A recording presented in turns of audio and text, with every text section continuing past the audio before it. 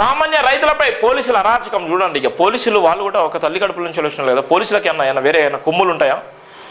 పోలీసులకి ఏమన్నా నిజంగా ఏమన్నా అత్యున్నతమైనటువంటి ఏమన్నా హోదా ఉంటుందా?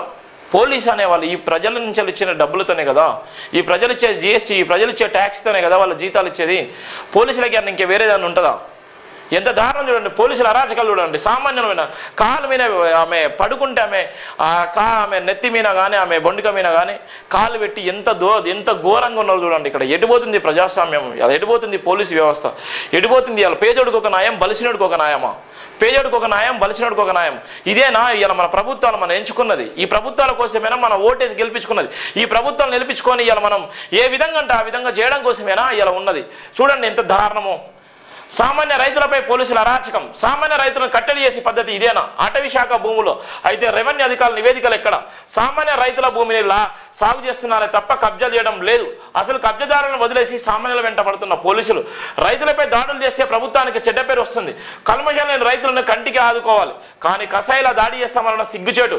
తాళ్లతో కట్టేసి బూటుకాలతో తన్నుతూ రైతులపై దాడి చేసిన పోలీసులు అటవీ భూములు సాగు చేస్తున్న దాడి ఎంత దారుణము. ఇవాళ కబ్జాలు చేసి ఇవాళ పందికొక్కుల్లా తినేటువంటి అనేక మంది రాజకీయ నాయకులు, ఇలా రాజకీయ వ్యభిచారం చేసేటువంటి అనేక మంది నకిలీ రాజకీయ నాయకులు, ఇలా ఉచిత పథకాలతో కోట్ల రూపాయలు విలువలు కట్టి కోట్ల రూపాయలు ఇలా పేద ప్రజల మోసం చేసి ఇలా కోట్ల రూపాయలు దండుకునేటువంటి అనేక మంది ఉన్నారు. వాళ్ళు చేసిన పాపం కన్నా వీళ్ళు చేసే సాగు చేసుకొని బతకడం తప్ప?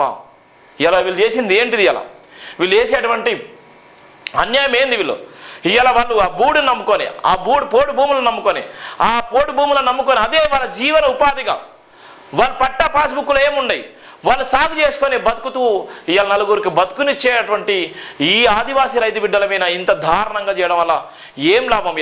ఇలా ఉన్నటువంటి 55 లక్షల ఎకరాల భూములు, ఏ అయితే అటవీ శాఖ భూములు ఉన్న 55 లక్షల ఎకరాల భూములు ఇలా 10 లక్షల భూములు ఇలా అన్యక్రాంతాలకు గురైపోయినాయి, 10 లక్షల భూములు కబ్జాలకు గురైపోయినాయి.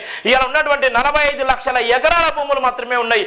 10 లక్షల భూములు ఎవరి దగ్గరికి పోయినా అంటే ఇలా ప్రజాస్వామ్యంలో ఎవరైతే కద్దరు చొక్కలు వేసుకున్నటువంటి ఎవరైతే ఉన్నారో రాజకీయ నాయకులు ఎవరైతే ఉన్నారో వాళ్ళ చేతులపైన వాళ్ళని ఇలా కింద పడేసి తొక్కాలి కదా. ఇలా ఉన్నటువంటి ఒక పేద బడుగు బలైన వర్గాలు ఇలా సాగు చేసుకున్నటువంటి మహిళల మీద మీ కర్మాశం లేనటువంటి మీ ఉన్నటువంటి పోలీసు అనేటువంటి ఒక నినాదాన్ని తీసుకొచ్చి ఇష్టానుసారంగా దాడి చేసి వేల మంది దాడి చేస్తే ఎవరికి ఇబ్బంది? ఎవడు ఈ ప్రజాస్వామ్యంలో ఉన్నారు? ఎటుపోతుంది సమాజం? ఇలా ఉన్నటువంటి 55 లక్షల అటవీ శాఖ భూములు, 55 లక్షల అటవీ శాఖ భూములు ఇలా ఎవరికి అబంధ వస్తున్నాయి? ఎవరు కబ్జాలు చేసుకున్నారు? ఎవరు పరిపాలిస్తున్నారు? మరి అటవీ శాఖ భూములు ఇలా అన్యగ్రంథకులైనటువంటి సందర్భంలో ఇలా కబ్జాలు చేసుకునేటువంటి అనేక మందిని ఎందుకు ఈ విధంగా చేయట్లేదు? ఇలా సామాన్యమైనటువంటి ఒక మహిళల మీద ఈ విధమైన దాడి ఎందుకు చేస్తున్నారు? ఇంత భయంకరమైన పరిస్థితి ఎందుకు చేస్తున్నారు? ఇలా ఉన్నటువంటి చూడండి ఎంత దారుణంగా ఉందో. ఇదా మనం కోరుకున్నటువంటి ప్రజా ప్రభుత్వాలు? ఏ ప్రభుత్వం అయినా పర్లేదు, ఎవరి స్వార్థం కోసమైనా ఈ విధంగా చేస్తారా? వాళ్ళు చేసింది ఏం తప్పు చేశారు? ఈ ప్లేస్లో ఒక ఎమ్మెల్యేనో లేకపోతే ఒక మంత్రినో ఇదే విధంగా కాలు కింద వేసి తొక్కేస్తారా? ఎడిపోతుంది ప్రజాస్వామ్యం. ఎంత దారుణంగా ఉందో చూడండి. ఎంత ఇక్కడ పాపం చాలా చాలా బాధాకరం. భూపాలపల్లి మండలం అజంనగర్ గ్రామంలో రైతులు వారి తాత ముత్తాతల కాలం నుంచి సాగు చేస్తున్న భూముల్లోకి గురువారం అటవీ అధికారులు జేసీబీలతో వెళ్లారు. ఇవి అటవీ శాఖ భూములని ఇందులో సాగు చేయొద్దని బూతులు తిడుతూ రైతులను తాళ్లతో కట్టేసి బూటు కళ్ళతో తన్నుతూ విచక్షణ రహితంగా దాడి చేశారు. తాత ముత్తాతల నుంచి 11 మంది రైతులం 25 ఎకరాల భూమిని సాగు చేసుకుంటున్నామని ఈ విషయం అటవీ శాఖ అధికారులకు తెలిసి కూడా వచ్చి దాడి చేశారని జిల్లా అటవీ శాఖ అధికారి నవీన్ రెడ్డి 150 మంది పోలీసులతో వచ్చి తమను బూటు కళ్ళతో తన్నుతూ పిడిగుద్దులు గుద్దారని పోలీసుల దాడిలో తీవ్రంగా గాయపడి ఆసుపత్రిలో చికిత్స పొందిన మహిళా రైతులు తెలిపారు. కొండి శారద, పొందిల్ల శ్రీను, పొందిల్ల రజిత అనే రైతులు తాళతో కట్టేసి అధికారులు వారి వాహనాల్లో తీసుకెళ్లారు. వారి ఆచూకీ తెలిపి గత 4 ఏళ్లుగా తమ దగ్గర డబ్బులు తీసుకుంటూనే తమ కొడుకులపై కేసులు పెడుతున్నామంటూ బెదిరిస్తూ అటవీ శాఖ అధికారులను సస్పెండ్ చేసి చట్టపరమైన చెల్లించుకోవాలని రైతులు డిమాండ్ చేశారు. జరిగిన సంఘటనపై ప్రభుత్వ పెద్దలు, పోలీసు ఉన్నతాధికారులు సమగ్ర విచారణ చేపట్టి సామాన్య రైతుల మహిళలపై దాడికి పాల్పడిన పోలీసు సిబ్బందిని శాఖపరమైన చర్యలతో పాటు కఠిన చర్యలు అరువులో చేసి సామాన్య రైతుల అండగా నిలవాలని పేద రైతులు కోరుతున్నారు. రైతులపై దాడులు చేసిన అధికారులపై చర్యలు తీసుకుంటారా లేదంటే మెచ్చుకొని వదిలేస్తారని చూడాలి. ఎంత దారుణం చూడండి. వాళ్ళు చేసిన పాపం ఏముంది?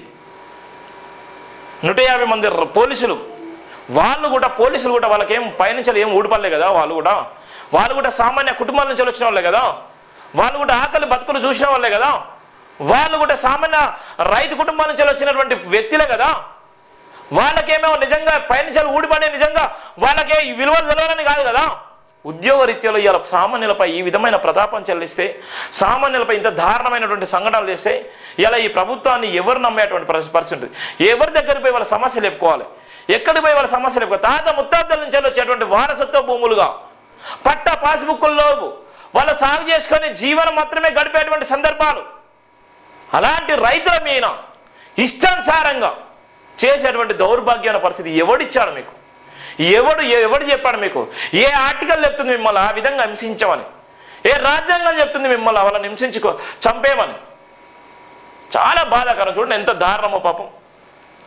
పోలీసులు తాళ్ళతో కట్టేసి వాళ్ళన్న గుండాలా, లేకపోతే ఆఫ్ఘనిస్తాన్ నుంచి పాకిస్తాన్ నుంచి వచ్చిల్లా వాళ్ళు? దారుణం అంటే దారుణం, బాధాకరమైనటువంటి